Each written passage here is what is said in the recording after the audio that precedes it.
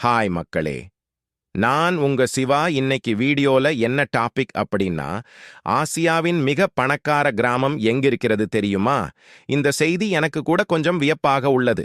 ஏனென்றால் அந்த கிராமம் இந்தியாவில் இருக்கு.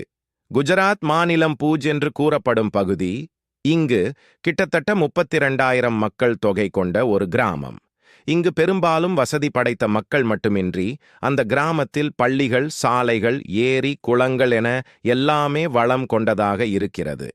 எவ்வாறு குறிப்பிட்ட இந்த கிராமம் இவ்வளவு பெரிய செல்வம் சேர்ந்தது என்று பார்த்தால், அங்கிருந்து சிறு சிறு வேலை என்று வெளிநாட்டிலிருந்துதான் சம்பாதித்த பணத்தை இங்குள்ள வங்கிகள் மூலம் டெபாசிட் செய்து வருகின்றனர். இதனால் எப்படி என்று கேள்விகள் வரும். அது எப்படி என்றால், வெளிநாட்டு பணம் என்பதால் அதனுடைய மதிப்பும் அதிகம்.